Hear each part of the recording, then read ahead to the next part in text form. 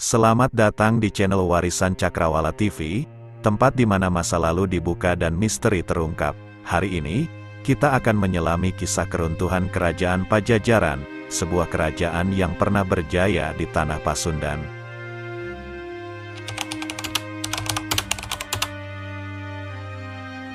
Sejarah awal Kerajaan Pajajaran dimulai dengan pendiriannya oleh Sri Jaya Bupati pada tahun 923 Masehi. Kerajaan ini, yang juga dikenal sebagai Negeri Sunda atau Pasundan, berpusat di Pakuan, yang sekarang dikenal sebagai Kota Bogor di Jawa Barat. Pada masa itu, Pakuan menjadi pusat pemerintahan dan kebudayaan, serta titik penting dalam jaringan perdagangan di wilayah tersebut. Kerajaan Pajajaran tumbuh menjadi salah satu kekuatan besar di Jawa Barat, terutama selama masa pemerintahan Prabu Siliwangi, yang juga dikenal dengan nama Sri Baduga Maharaja. Pemerintahannya, yang berlangsung dari 1482 hingga 1521 Masehi, dianggap sebagai masa keemasan kerajaan. Prabu Siliwangi dikenal sebagai raja yang bijaksana dan adil, serta memiliki perhatian besar terhadap pembangunan infrastruktur, pertahanan, dan pengembangan budaya. Selama masa kejayaannya, Kerajaan Pajajaran mengalami kemajuan signifikan dalam berbagai aspek kehidupan, termasuk politik, ekonomi, sosial, dan budaya. Infrastruktur diperkuat dengan pembangunan parit pertahanan dan jalan, sementara angkatan perang ditingkatkan untuk mempertahankan kerajaan dari ancaman eksternal. Prabu Siliwangi juga memberikan perhatian khusus pada pembinaan agama dan tradisi, yang mencerminkan kekayaan budaya kerajaan tersebut. Peninggalan Kerajaan Pajajaran masih dapat dilihat hari ini melalui prasasti-prasasti kuno, seperti Prasasti Batu Tulis, Prasasti Sang Hyang Tapak, dan Prasasti Kawali, yang memberikan bukti sejarah tentang keberadaan dan kebesaran kerajaan ini.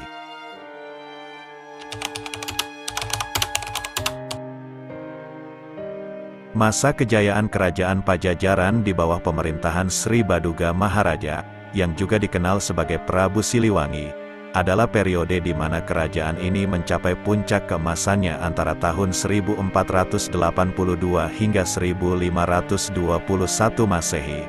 Pada masa ini, kerajaan mengalami kemajuan yang signifikan dalam berbagai aspek kehidupan. Yang pertama, politik dan pemerintahan. Sistem politik yang berlaku adalah sistem feudal, di mana posisi puncak dipegang oleh seorang yang disebut Prabu atau Raja.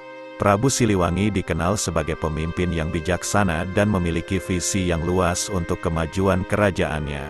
Yang kedua, ekonomi dan perdagangan. Perdagangan berkembang pesat, dengan Pakuan Pajajaran menjadi pusat perdagangan yang penting. Kerajaan ini menjalin hubungan dagang dengan berbagai kerajaan lain di Nusantara serta dengan pedagang dari luar, seperti dari India, China, dan negara-negara Arab. Yang ketiga, seni dan budaya. Seni dan budaya mekar dengan berbagai karya sastra, seni bangunan, dan pertunjukan yang mencerminkan kekayaan tradisi Sunda. Kerajaan Pajajaran juga dikenal dengan karya-karya sastra dan prasasti yang menjadi saksi bisu kebesaran masa itu. Dan yang terakhir, pengaruh dan ekspansi. Pengaruh Kerajaan Pajajaran merentang luas, tidak hanya di wilayah Jawa Barat tetapi juga ke daerah lain di Nusantara. Kekuatan militer dan diplomasi kerajaan memperkuat posisinya sebagai salah satu kekuatan utama di wilayah tersebut. Namun, seperti yang sering terjadi dalam sejarah, tak ada yang abadi. Meskipun kerajaan ini mencapai puncak kejayaan, tantangan dan ancaman dari luar akhirnya membawa kerajaan ini ke masa keruntuhannya. Kerajaan Pajajaran, dengan segala kejayaan dan pencapaiannya, akan selalu diingat sebagai salah satu kerajaan yang paling berpengaruh dalam sejarah Nusantara.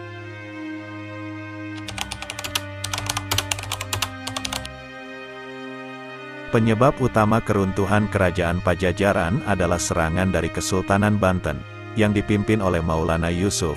Kesultanan Banten, yang sedang dalam proses penyebaran agama Islam melalui penaklukan, menargetkan Pajajaran karena kerajaan ini bercorak Hindu.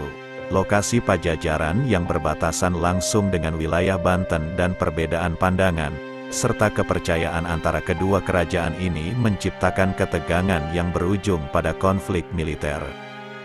Ketika serangan terjadi, kekuatan Pajajaran mulai goyah. Pajajaran, yang telah kehilangan banyak wilayah kekuasaannya dan mengalami penurunan kekayaan maritim, tidak mampu menahan serangan dari kerajaan Islam yang sedang berkembang, seperti Banten dan Demak. Raja terakhir Pajajaran, Surawisesa, menghadapi tantangan besar dalam mempertahankan kerajaannya. Dengan hanya sekitar 1.000 pasukan setia yang tersisa, Surawisesa berusaha melindungi kerajaannya dari serangan yang tak henti-hentinya. Keruntuhan Pajajaran juga dipengaruhi oleh faktor internal, seperti mundurnya Prabu Siliwangi dari posisi raja, yang membuat kekuatan kerajaan menjadi lebih goyah. Selain itu, hubungan Pajajaran dengan Portugis juga membuat banyak kerajaan di Nusantara merasa cemas, termasuk Banten, yang khawatir akan kehilangan kendali atas Selat Malaka. Akhirnya, dengan serangan yang terus-menerus dan kondisi internal yang tidak stabil, Pajajaran tidak dapat bertahan dan runtuh pada tahun 1579 Masehi. Keruntuhan ini menandai akhir dari sebuah era dan dimulainya dominasi kesultanan-kesultanan Islam di Jawa Barat.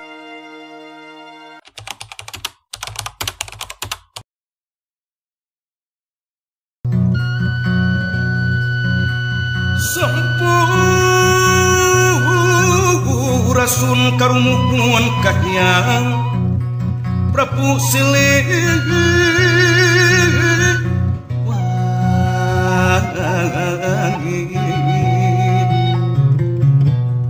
Numur padi Pajajaran Pangauban Siwi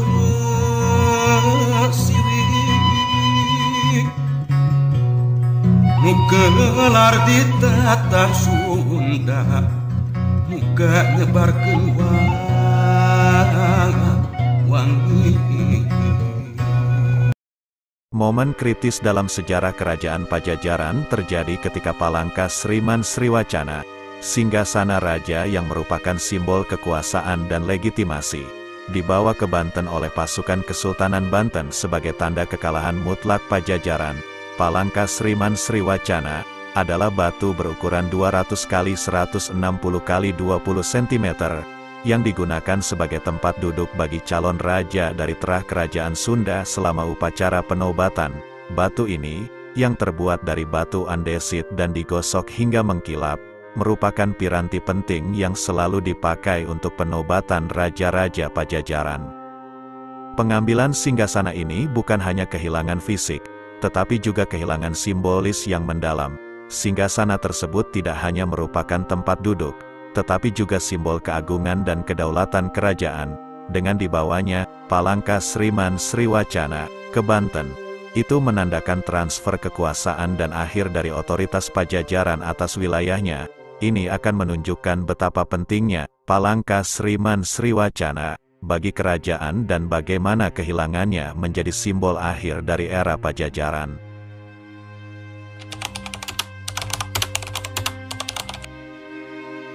Warisan kerajaan Pajajaran masih terasa hingga hari ini, melalui berbagai peninggalan sejarah yang tersebar di Jawa Barat. Beberapa di antaranya adalah: yang pertama, prasasti. Prasasti batu tulis terletak di Bogor. Prasasti ini merupakan salah satu bukti sejarah yang paling penting dari kerajaan Pajajaran. Prasasti Sang Hyang Tapak ditemukan di daerah Ciampea, Bogor. Prasasti ini mengandung informasi tentang kehidupan agama dan sosial masyarakat Sunda kuno. Prasasti Kawali berada di Ciamis. Prasasti ini memberikan informasi tentang silsilah raja-raja Sunda. Yang kedua, naskah kuno. Babat Pajajaran merupakan naskah yang menceritakan sejarah kerajaan Pajajaran. Carita Parahyangan. Naskah ini berisi tentang daftar raja-raja Sunda dan beberapa peristiwa penting. Carita Waruga Guru, naskah yang berisi tentang ajaran-ajaran agama Sunda wiwitan. Yang ketiga, situs bersejarah. Komplek makam keramat tempat ini dianggap sakral dan sering dikunjungi untuk ziarah. Situs Karangkamulyan, situs ini diduga sebagai pusat kegiatan upacara agama pada masa Pajajaran. Dan yang terakhir, warisan budaya. Kebun Raya Bogor didirikan pada masa kolonial Belanda, namun sering dikaitkan dengan keberadaan taman kerajaan dari zaman Pajajaran. Seni Ngagotong Lisung, kesenian tradisional dari Sukabumi yang membawa semangat persatuan, dipercaya berasal dari masa Pajajaran. Warisan ini tidak hanya menjadi saksi bisu kebesaran kerajaan Pajajaran, tetapi juga menjadi bagian penting dari identitas budaya dan sejarah Jawa Barat. Mereka mengingatkan kita pada sebuah era di mana kerajaan ini berdiri megah dan mempengaruhi kehidupan masyarakat di sekitarnya.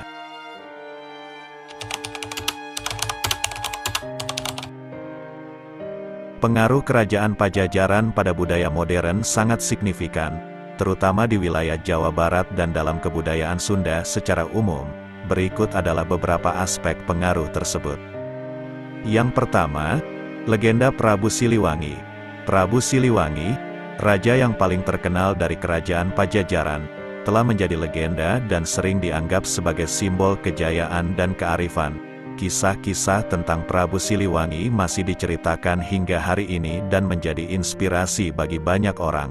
Yang kedua, bahasa dan sastra. Kerajaan Pajajaran memberikan kontribusi penting pada perkembangan bahasa dan sastra Sunda. Karya-karya sastra seperti Kitab Parahyangan dan Kitab Siksakanda mengungkapkan tentang sistem pemerintahan dan kehidupan sosial di kerajaan Pajajaran yang masih dipelajari dan dihargai hingga saat ini. Yang ketiga, seni dan pertunjukan. Kerajaan Pajajaran juga mempengaruhi seni pertunjukan tradisional Sunda, seperti wayang golek, yang masih populer di kalangan masyarakat Sunda. Cerita-cerita dalam pertunjukan ini seringkali mengambil inspirasi dari sejarah dan mitologi Sunda, termasuk era Pajajaran. Yang keempat, kebudayaan Sunda. Nilai-nilai dan tradisi yang berkembang selama masa kerajaan Pajajaran masih terjaga dalam kebudayaan Sunda.